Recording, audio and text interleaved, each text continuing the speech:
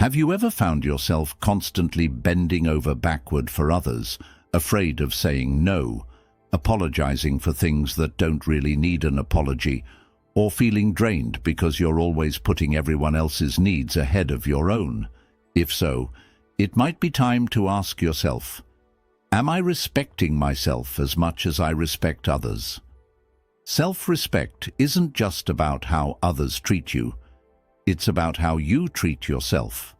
It's about knowing your worth, setting boundaries, and standing up for what you need without guilt or hesitation. In this episode, we'll explore 11 powerful strategies to help you stop being overly accommodating, break free from toxic patterns like people-pleasing, and cultivate a stronger sense of self-respect. These aren't abstract concepts. They're practical, actionable steps you can start applying today. By learning how to set boundaries, say no without fear, and take care of your emotional well-being, you'll begin to feel more confident, assertive, and in control of your life. And most importantly, you'll start living on your own terms, without constantly feeling the need to please everyone around you. If you're ready to stop being soft to everyone and start respecting yourself more, let's get started. Lesson 1. Stop being a people pleaser. Do you often find yourself saying yes to things you don't want to do just to avoid disappointing someone? Do you prioritize everyone else's needs above your own, even when it leaves you feeling drained or resentful? If so, you might be stuck in the cycle of people-pleasing, and while it might seem like you're being kind and considerate, it's actually a habit that undermines your self-respect. People-pleasers often act out of fear of rejection, fear of conflict, or fear of not being liked. The problem is that when you constantly put others first, you start neglecting your own well-being, and over time, this leads to feelings of resentment, low self-esteem, and burnout. You teach people that your needs don't matter, and they begin to expect you to always accommodate them. The key to breaking free from this cycle is learning to value your own needs as much as you value others. This doesn't mean becoming selfish or inconsiderate. It means recognizing that your time, energy, and emotional well-being are just as important as anyone else's. By respecting your own boundaries, you send a clear message to yourself and those around you. I matter too. Here's a practical way to start. The next time someone asks you to do something that doesn't align with your priorities or makes you uncomfortable, pause before you respond. Ask yourself, am I saying yes because I genuinely want to, or because I'm afraid of how they'll react if I say no? If it's the latter, try saying no politely but firmly. For example, you can say, I'd love to help, but I can't commit to that right now. You don't owe anyone an elaborate explanation. Your time and energy are valuable, and protecting them is a form of self-respect.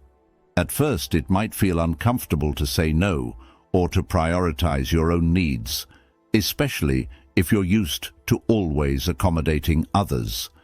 But with practice, you'll notice a shift. You'll feel more confident, less resentful, and more in control of your life. You'll start to attract people who respect your boundaries rather than those who take advantage of your kindness. As Epictetus once said, no one is free who is not master of themselves. By learning to stop people-pleasing and start respecting your own needs, you take a crucial step toward becoming the master of your own life. Remember, true kindness isn't about sacrificing yourself for others. It's about giving from a place of strength, not obligation. Ask yourself today, am I respecting my own needs? Or am I constantly prioritizing others at my expense? If it's the latter, start small. Say no to one thing that doesn't serve you, and notice how it feels. Over time, you'll build the strength and confidence to stand up for yourself without guilt or hesitation. Lesson 2. Cut the constant apologies. Do you catch yourself apologizing for things that don't really require an apology? Maybe you say, "I'm sorry," when someone bumps into you, or you apologize before asking a simple question. While apologizing is important in certain situations, over-apologizing can weaken your confidence and signal to others that you don't value yourself as much as you should. When you constantly apologize, you unintentionally send a message that you're at fault or that your presence is inconvenient. Over time, this habit can undermine your self-respect and cause others to take you less seriously. Apologizing too much also creates an internal belief that you're always in the wrong, which can erode your self-esteem and make it harder to assert yourself. Of course, genuine apologies are necessary when you've made a mistake or hurt someone, but apologizing for things that aren't your fault or for simply existing does more harm than good. Instead of saying "I'm sorry" out of habit, start practicing assertive communication that respects both you and the person you're speaking to. Here's a simple strategy. The next time you feel the urge to apologize for something minor, pause and ask yourself, "Is this really something I need to apologize for, or am I just filling the silence?" If it's unnecessary, try replacing "I'm sorry" with a more neutral or positive phrase. For example, instead of saying "Sorry for bothering you," say "Thank you for your time." Instead of "I'm sorry I'm late," say "Thank you for waiting." By shifting your language, you maintain respect for the other person without diminishing your own. This small change helps you communicate confidently and reinforces your self-worth. Over-apologizing isn't just about words, it's about mindset. Start paying attention to how often you say "sorry" in situations where it's not needed, and remind yourself that you have a right to take up space and express your needs without guilt. Assertiveness doesn't mean being rude or dismissive. It means respecting yourself while respecting others. The Stoics believed in controlling what you can and letting go of what you can't. Marcus Aurelius wrote, "You have power over your mind, not outside events. Realize this, and you will find strength." Constantly apologizing for things outside your control only drains your energy. Instead, focus on what you can control: your words, your actions, and your attitude toward yourself.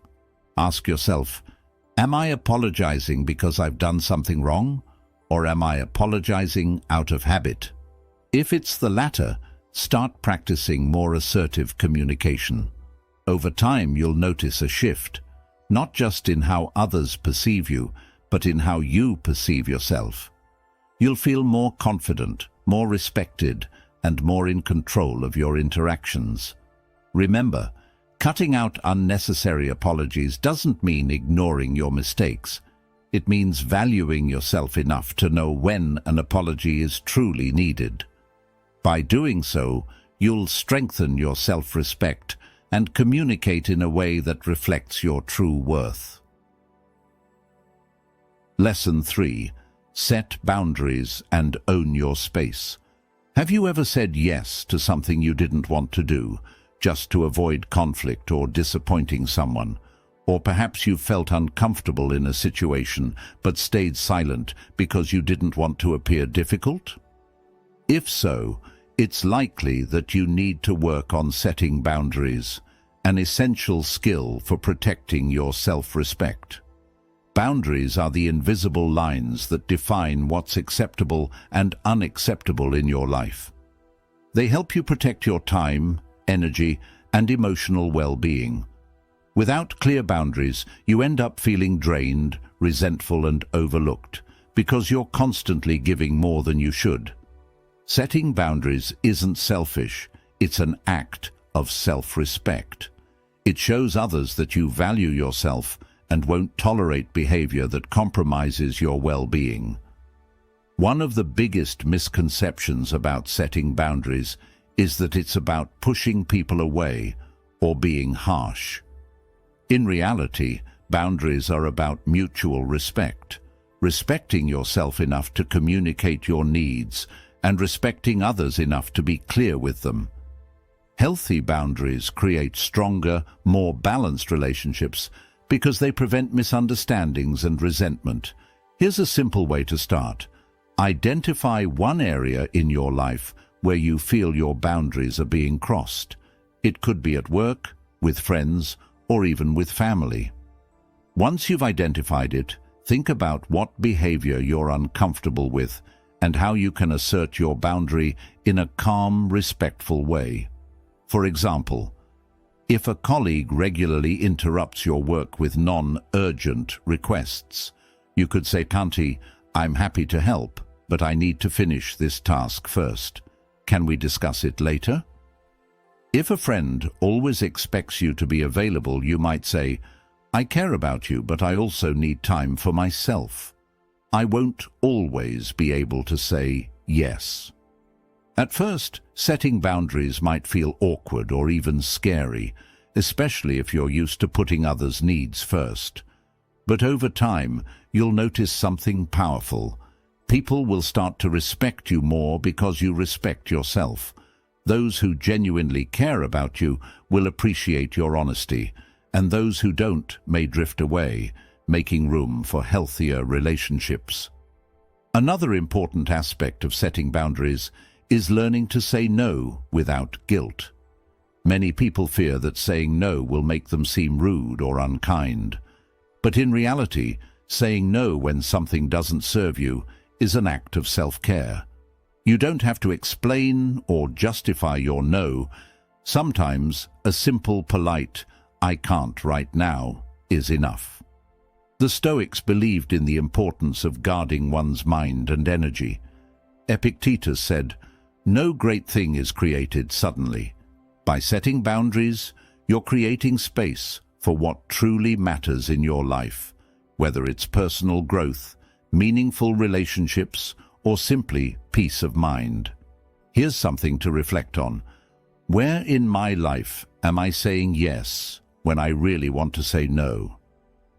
Choose one instance where you can start practicing boundaries this week. It might feel uncomfortable at first, but remember, setting boundaries is a skill, and like any skill, it gets easier with practice. Remember, you're not responsible for how others react to your boundaries. You're responsible for your own well-being. By setting boundaries and owning your space, you're making a powerful statement. I value myself, and I won't compromise my self-respect for the comfort of others. And that's one of the most important steps you can take toward building lasting self-respect. Lesson 4. Put your emotional needs first. How often do you find yourself prioritizing everyone else's feelings while ignoring your own? Maybe you're always there to listen to a friend's problems, but when you're struggling, you keep it to yourself because you don't want to burden others. Over time, this habit of constantly putting others first can leave you feeling drained, unfulfilled, and even resentful. The truth is, putting your emotional needs first isn't selfish. It's essential for your well-being and self-respect. Many of us are taught from a young age to put others ahead of ourselves, but when taken to the extreme, this can lead to neglecting our own emotional health. Just as you can't pour from an empty cup, you can't be truly present for others if you're constantly running on empty. Prioritizing your emotional needs allows you to recharge, maintain balance, and approach relationships from a place of strength rather than exhaustion. Putting your emotional needs first doesn't mean ignoring others. It means learning to care for yourself so you can show up as your best self. This starts with practicing self-compassion. Instead of being overly critical of yourself when things go wrong, try treating yourself with the same kindness you'd offer a close friend. If you're feeling overwhelmed, give yourself permission to take a step back and rest. Self-compassion helps you build inner resilience and reinforces the idea that your well-being matters. Another key practice is identifying what you need emotionally. This might sound simple, but many people are so focused on others that they've lost touch with their own emotional needs. Take a moment to ask yourself, what do I need right now to feel better? Am I giving myself enough time to process my emotions? Am I surrounding myself with people who support my well-being?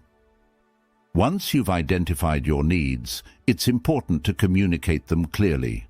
For example, if you're feeling overwhelmed and need space, you might say to a friend, "I care about you, but I need some time to recharge. Let's catch up later." Communicating your needs doesn't make you weak. It shows that you respect yourself enough to honor your emotional well-being. At first, prioritizing your emotional needs might feel uncomfortable, especially if you're used to putting others first. You might worry about seeming selfish or letting people down. But remember, when you take care of your emotional health, you're not only helping yourself, you're also creating healthier, more balanced relationships. People who truly care about you will respect your need to take care of yourself, and those who don't, well, they might not deserve the energy you've been giving them. The Stoics believed in maintaining inner balance and emotional clarity. Seneca wrote, "A mind that is too busy cannot think clearly." By prioritizing your emotional needs, you create space for clarity, growth, and true self-respect. Here's a simple exercise to try. The next time you feel emotionally overwhelmed, pause and take a few deep breaths. Then, write down how you're feeling and what you need in that moment. It could be as simple as taking a walk, journaling, or talking to someone you trust. This small act of tuning into your emotional needs helps you build the habit of prioritizing your well-being. Ask yourself, am I giving myself the same care and attention I offer to others? If not, it's time to start. Putting your emotional needs first isn't about being selfish. It's about respecting yourself enough to take care of your well-being. And when you do that, you'll find that you have more energy, clarity, and emotional strength to offer the world around you. Lesson 5. Don't fear rejection, embrace it. Rejection is something most of us dread. Whether it's being turned down for a job, feeling excluded by a friend, or hearing no when asking for something important, rejection can feel personal and painful. But fearing rejection can lead to a dangerous pattern. It makes you avoid risks, stay silent when you should speak up, and constantly seek validation from others. If you want to build self-respect, you have to learn to embrace rejection instead of fearing it. Why is rejection so powerful? Because on a deep level, it triggers the fear of not being enough. If they rejected me, maybe something's wrong with me. But here's the truth. Rejection is often more about the situation or the other person than it is about you. It doesn't define your worth or your potential. In fact, learning to handle rejection with grace is one of the greatest signs of personal strength and self-respect. When you stop fearing rejection, you free yourself to live more boldly. You stop making decisions based on what others might think and start prioritizing what's best for you. This shift allows you to take more risks, say no when something doesn't align with your values, and focus on opportunities that truly matter. Here's a mindset shift to help you embrace rejection. Instead of seeing rejection as failure, start seeing it as feedback. Every rejection teaches you something, whether it's about what doesn't work, what you need to improve, or simply that the situation wasn't right for you. For example, if you're turned down for a job, it might be an opportunity to reflect on your skills or look for a position that's a better fit. If a personal relationship ends, it might be a chance to evaluate whether it truly supported your well-being. Another way to embrace rejection is by exposing yourself to it intentionally. It might sound strange, but practicing rejection can reduce your fear of it. Try asking for small things you normally wouldn't, like asking for a discount at a store or requesting something unusual from a friend. When you practice hearing no in low-stakes situations, you build resilience and become less affected by it when it happens in more significant contexts. The Stoics believed in focusing on what's within your control. Epictetus taught that while you can't control how others respond to you, you can control how you respond to rejection. He said, "It's not what happens to you, but how you react to it that matters." By choosing to see rejection as part of life's process, you take away its power to hurt you and instead use it as fuel for growth. Here's something practical you can try. Think of one area in your life where fear of rejection is holding you back. Maybe it's asking for a promotion, sharing an idea, or expressing your feelings to someone. Challenge yourself to take that step, knowing that rejection is just one possible outcome and not the end of the story. Whether you're accepted or turned down, you'll gain confidence simply by taking action. Ask yourself, am I holding back because I'm afraid of hearing no? If the answer is yes, remind yourself that rejection isn't a reflection of your worth. It's a part of life. The more you embrace it, the more self-respect you build, because you're no longer seeking approval to validate who you are. Remember, every successful person you admire has faced rejection. What sets them apart is their willingness to keep going despite it. When you stop fearing rejection and start embracing it, you open yourself up to new possibilities, and that's where true growth and self-respect begin. Lesson 6. Build confidence, one decision at a time. Confidence doesn't come from one big moment. It's built slowly, through the small decisions you make every day. Each time you make a clear decision, stand by it, and follow through. You're reinforcing a sense of self-respect. On the other hand, constantly doubting yourself, second-guessing your choices, or waiting for others to validate your decisions weakens your confidence and makes you dependent on external approval. Why is decision-making so closely tied to self-respect? Because when you make decisions for yourself, you're telling your mind, "I trust my judgment and I'm capable of leading my own life." This internal trust is the foundation of confidence.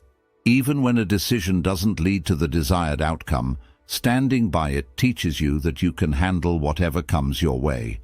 Many people struggle with confidence because they're afraid of making the wrong decision. But here's the truth. There's no such thing as a perfect decision. Every choice carries some level of uncertainty, and waiting for the right moment often leads to inaction. The key is to make the best decision you can with the information you have. Trust yourself and learn from the outcome. Here's how you can start building confidence through small decisions. 1. Practice making quick, low-stakes decisions. The next time you're faced with a simple choice, like what to eat for lunch or how to spend your free time, make a decision quickly and stick with it. 2. Stop overthinking every outcome. Instead of agonizing over whether you're making the right choice, remind yourself that every decision is an opportunity to learn and grow. 3. Follow through on your commitments. Confidence grows when you consistently keep the promises you make to yourself. If you decide to wake up earlier or start a new habit, following through reinforces your trust in your own abilities. Another powerful way to build confidence is by celebrating small wins. Many people overlook their progress because they're too focused on big, long-term goals. But confidence isn't built on major achievements alone. It's strengthened by recognizing every small step forward. When you acknowledge your small victories, you reinforce the belief that you're capable of making progress, even in difficult situations. The Stoics emphasized the importance of action over endless deliberation. Marcus Aurelius wrote, "Waste no more time arguing what a good man should be one." In other words, confidence isn't something you wait to feel. It's something you cultivate by taking action, one step at a time. Here's a practical exercise. At the end of each day, write down one decision you made and followed through on, no matter how small. Reflect on how it made you feel. Over time, you'll start to see a pattern. Each small decision contributes to a growing sense of confidence and self-respect. Ask yourself, am I hesitating because I fear the outcome or because I don't trust myself? If it's the latter, start small. Make one decision today without asking for anyone else's input and stand by it. Even if the result isn't perfect, you'll feel stronger simply because you took action. Remember, confidence isn't something you're born with. It's something you build.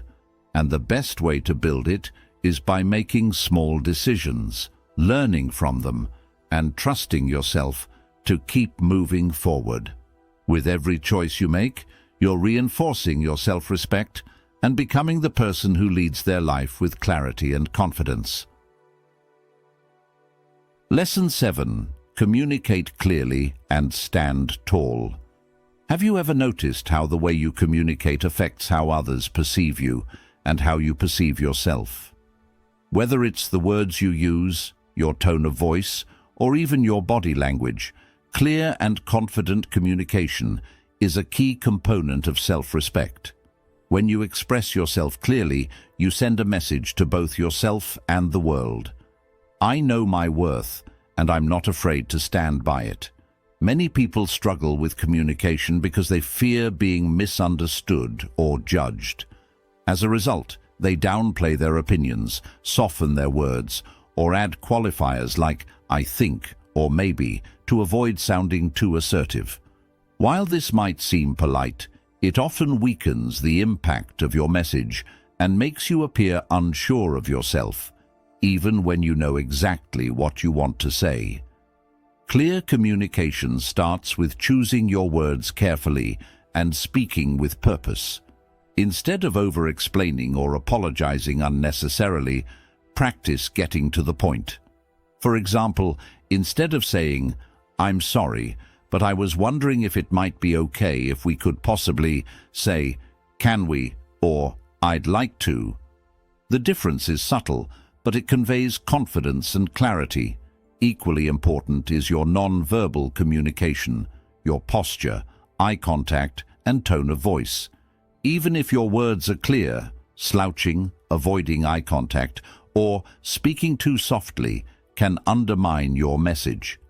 Standing tall, making steady eye contact, and speaking with a calm, steady tone conveys confidence and helps you feel more self-assured. Here's a practical exercise to improve your communication. The next time you're in a conversation, practice speaking slowly and deliberately. Focus on using clear, direct language and avoid adding unnecessary qualifiers. Pay attention to your posture. Stand or sit upright. Keep your shoulders back and maintain comfortable eye contact. Notice how these small changes affect both your confidence and how others respond to you. Another key to confident communication is learning to handle disagreements without losing your cool. Disagreements are inevitable, but how you respond to them shows whether you respect yourself. Instead of raising your voice or backing down, practice staying calm and sticking to your point. Use phrases like, "I see where you're coming from, but I have a different perspective," or "I respect your opinion, but here's how I see it." This approach shows that you're confident in your views while remaining respectful of others. The Stoics believed in maintaining composure and clarity in all interactions. Epictetus taught, We have 2 ears and 1 mouth, so that we can listen twice as much as we speak. Clear communication isn't just about expressing yourself, it's also about listening carefully and responding thoughtfully. When you communicate with this balance, you earn the respect of others while reinforcing your own self-respect. Ask yourself, am I communicating in a way that reflects my self-worth? If not, start by making small adjustments. Speak a little more clearly, stand a little taller, and listen a little more carefully. Over time, these habits will strengthen both your communication skills and your confidence.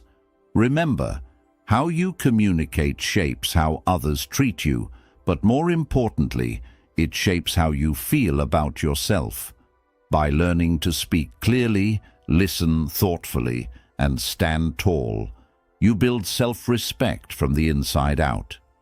Confidence in communication isn't about being loud or forceful. It's about being clear, calm, and sure of your own worth. Lesson 8. Handle conflict without losing your cool.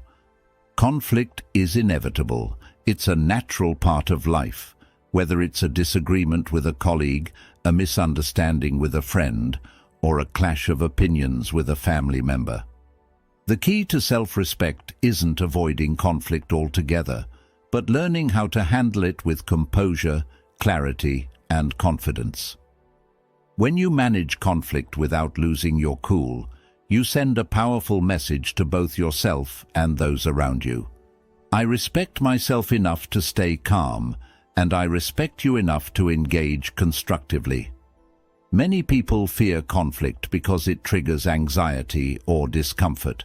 This fear often leads to 2 common reactions: aggression or avoidance.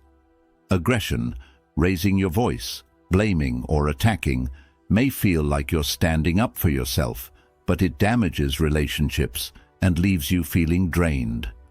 Avoidance, staying silent or backing down to keep the peace, might prevent immediate tension, but it often leads to unresolved issues and diminished self-respect. The healthiest approach lies somewhere in between: assertiveness without aggression.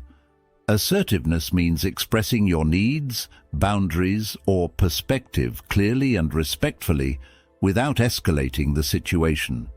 It's about standing your ground while remaining calm and open to dialogue. Here's how you can practice handling conflict assertively. 1. Stay calm and breathe.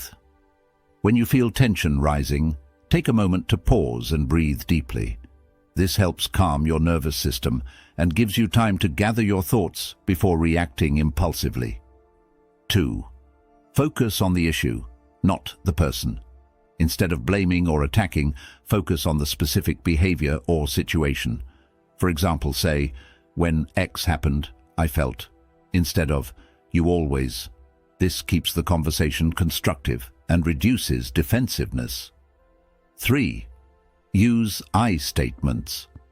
Phrasing your concerns with I statements, e.g., "I feel," "I need," makes it clear that you're speaking from your own perspective rather than accusing the other person. This approach encourages collaboration rather than confrontation. Another important aspect of handling conflict is managing your emotional reactions. It's natural to feel frustrated or defensive during an argument, but allowing those emotions to take control often leads to regret later. Instead, remind yourself that staying calm isn't a sign of weakness, it's a sign of strength. When you remain composed, you maintain control over yourself, which reinforces your self-respect. If the other person becomes aggressive or refuses to engage constructively, it's okay to disengage. You don't have to participate in every argument, especially when it becomes unproductive.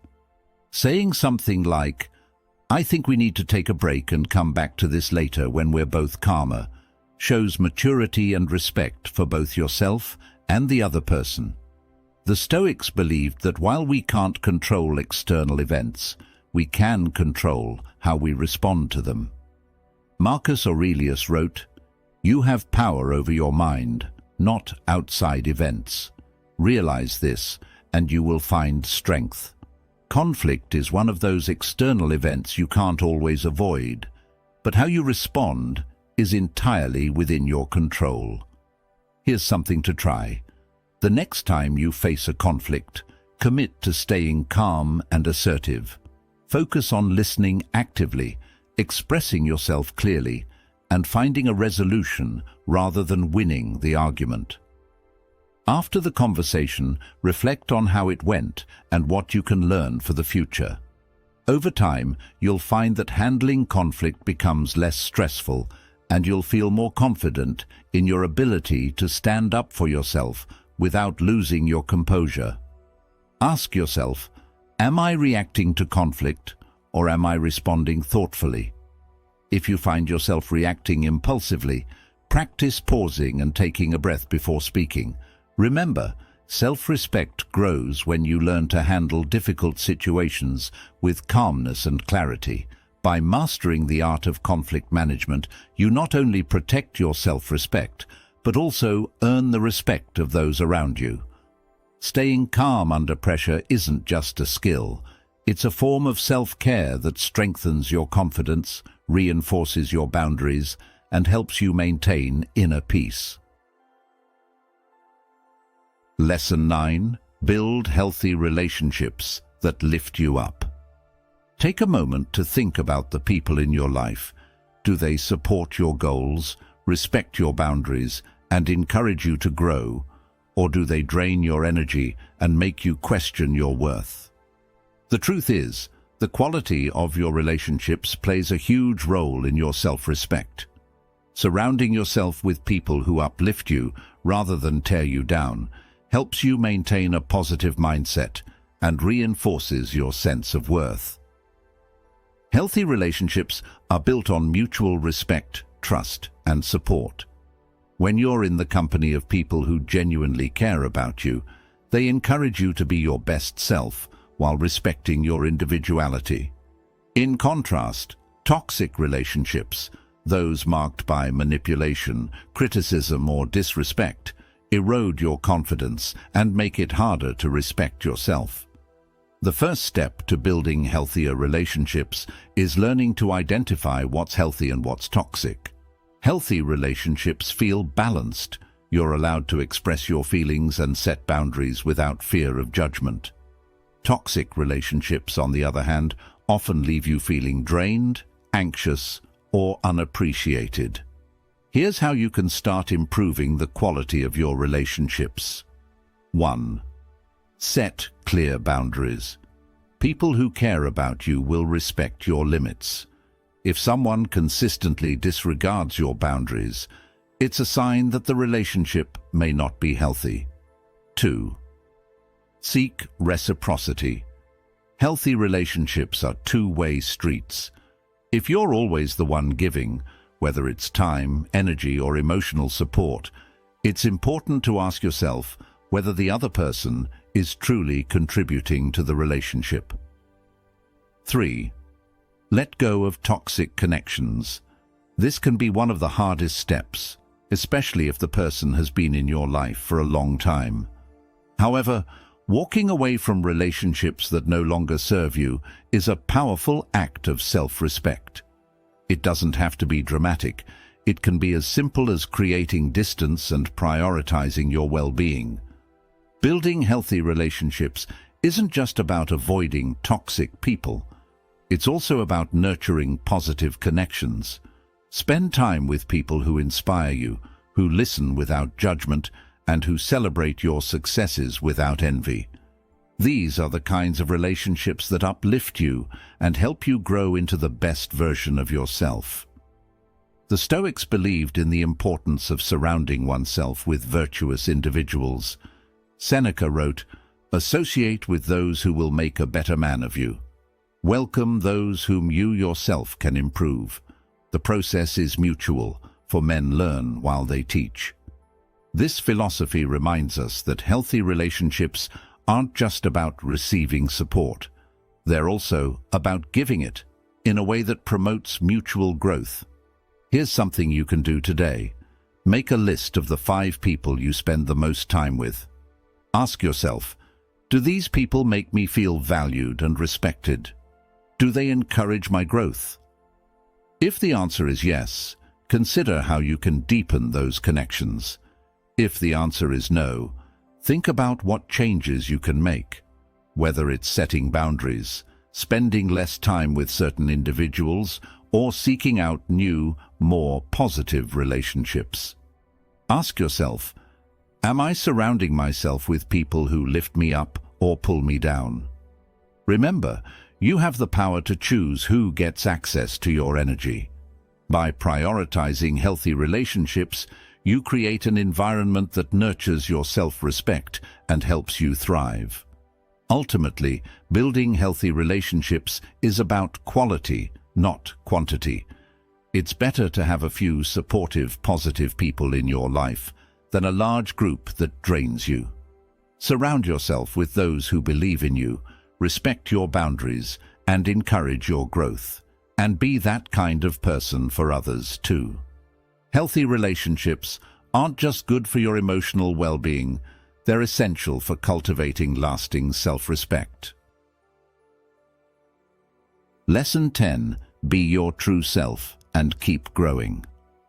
Have you ever tried to fit into someone else's expectations just to be accepted or liked?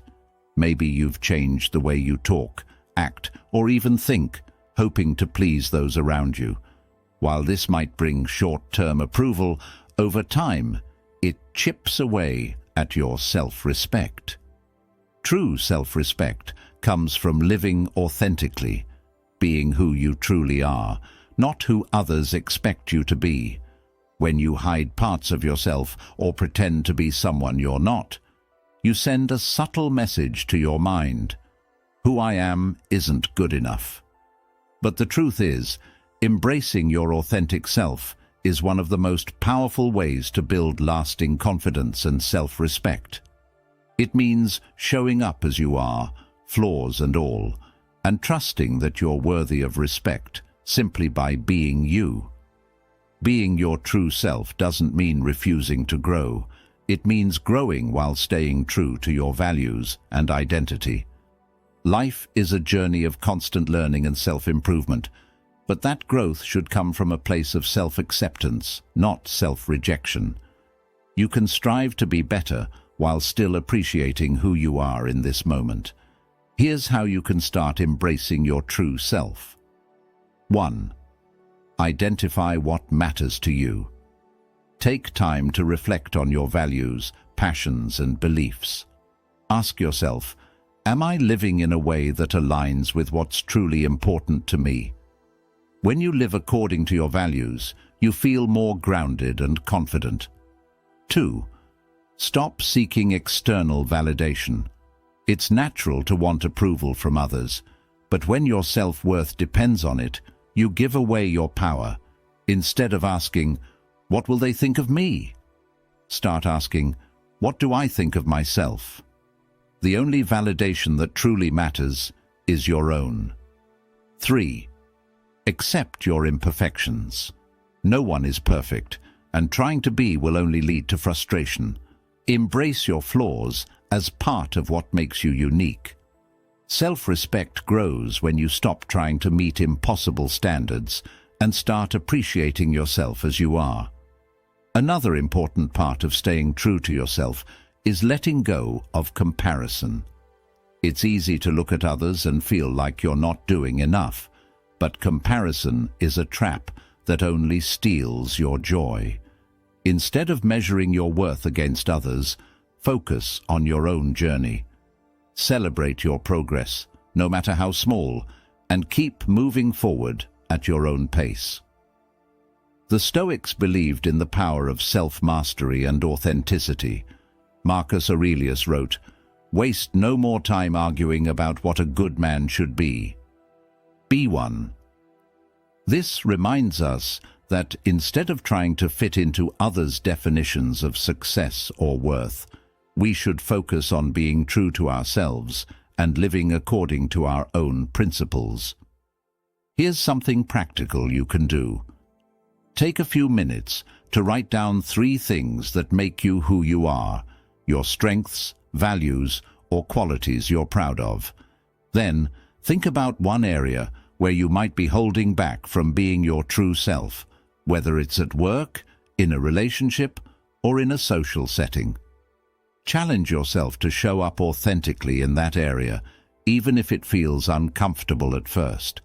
Ask yourself, am I living as my true self, or am I trying to be someone I'm not? If you realize you've been hiding parts of yourself, don't be hard on yourself. It's something many people do, but starting today, commit to being a little more honest, a little more real, and a little more you. Remember, self-respect isn't about perfection, it's about authenticity. By embracing who you are and staying committed to your growth, you create a life that feels genuine and fulfilling. Being your true self is a lifelong journey, but with every step, you strengthen your confidence, deepen your self-respect, and move closer to becoming the best version of yourself. Lesson 11. Take care of yourself like you mean it. How often do you put your own well-being at the bottom of your priority list? Maybe you're too busy taking care of others, handling work, or meeting endless demands, and by the end of the day, there's little time or energy left for yourself. But here's the truth. Self-respect starts with self-care. When you consistently take care of your physical, mental, and emotional health, you send a powerful message to yourself. I matter, and my well-being is important. Many people view self-care as an indulgence, something they'll get to when they have time. But real self-care isn't about occasional pampering. It's about consistently meeting your basic needs, creating healthy routines, and nurturing yourself so you can show up fully in your life. Neglecting self-care isn't just harmful, it erodes your confidence and self-respect over time, because it signals that your needs aren't worth prioritizing.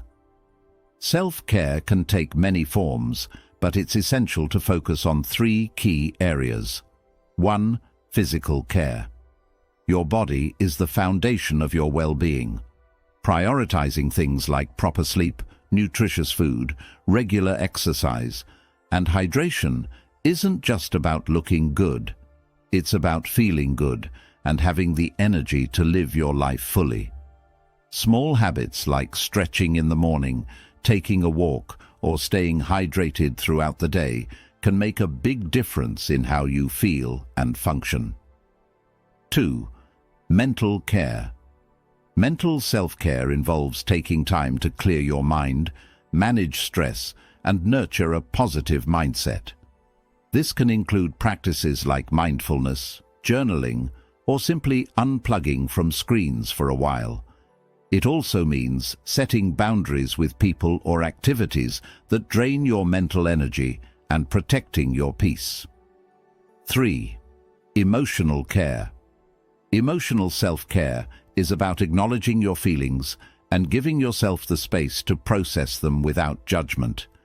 It also means surrounding yourself with people who uplift you and learning to say no when something doesn't serve your well-being.